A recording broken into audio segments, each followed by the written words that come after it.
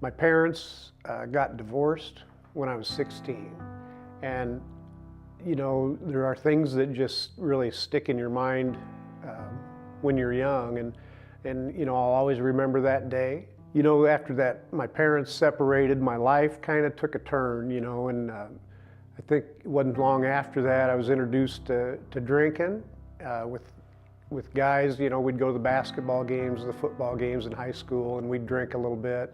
It wasn't long where I got introduced to drugs in there too, so those were the things that were meaningful in my life, because I got to escape from the reality of what my life was, and got married not long after that. I was 21, and got married real young, and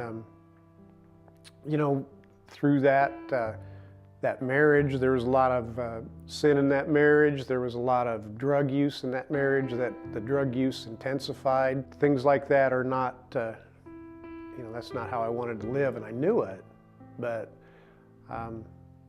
I was kind of stuck in that, and that marriage ended, and got married again a second time, and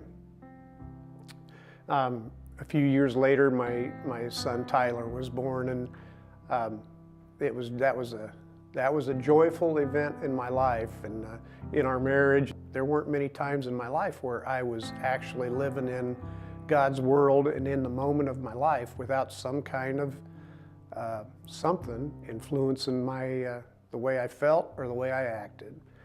And Tyler was just growing up fine, and at just about 20 months of life, he was developing language just like all little babies do, and he just lost it all completely. All that language he had developed, he just dropped it. It wasn't like it gradually went away, it just abruptly stopped. And thank goodness his mom was attentive to that, because I wasn't, because I was an alcoholic, and I didn't even know it at the time. But we found out soon that he was autistic, and so that was another thing in our lives that was really troubling, because I didn't know what to do. I didn't know how to be a parent. I didn't know how to be a person, let alone be a parent. And then have a child with autism was really just overwhelming for me. Now looking back, it's easy to look back, and God was taking care of me well before I even really knew it, and helping me to get through life and do certain things. And I was oblivious that he was a part of my life back then. And it's easy to say that now, but I didn't know it then. And my alcoholism progressed. Tyler started to show some improvements, I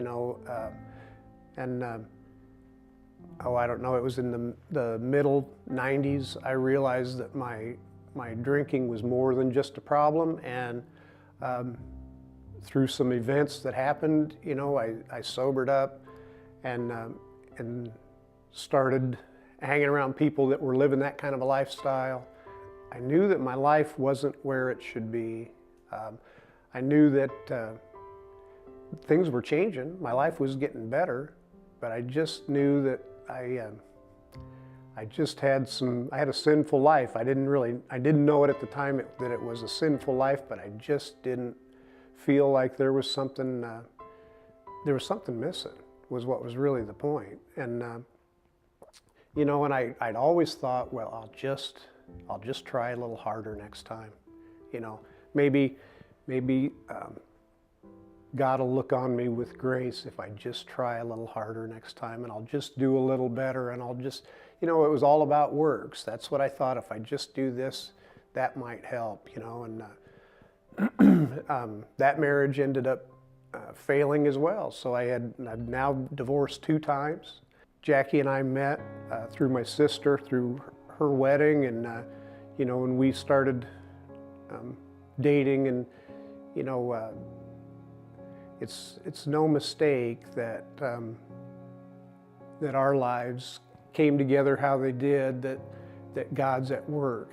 We got married, and we were living in Altoona, and we were married in a church out there, and started attending the same thing, but we weren't involved. And then we moved to the south side, and you know, we we'd talked a long time about getting back involved and finding a church, and we lived in the Riverwoods neighborhood, which is right where Living Waters is located, you know, and so we talked about going to a church, and I had this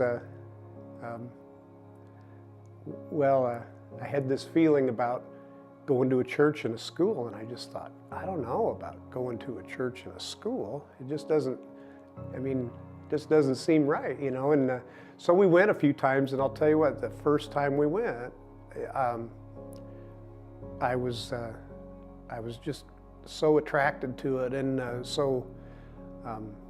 just energized. I knew there was something special there. It was a Sunday morning. We were getting ready to come to church. It was the end of May 2012, and you know, I'll just never forget that day. We were getting ready for church, and I'm watching the CBS Sunday morning show, which you know, I don't normally do. I was just passing through in the bedroom, and it was on, and there was a segment about Louis Zamperini, who was a World War II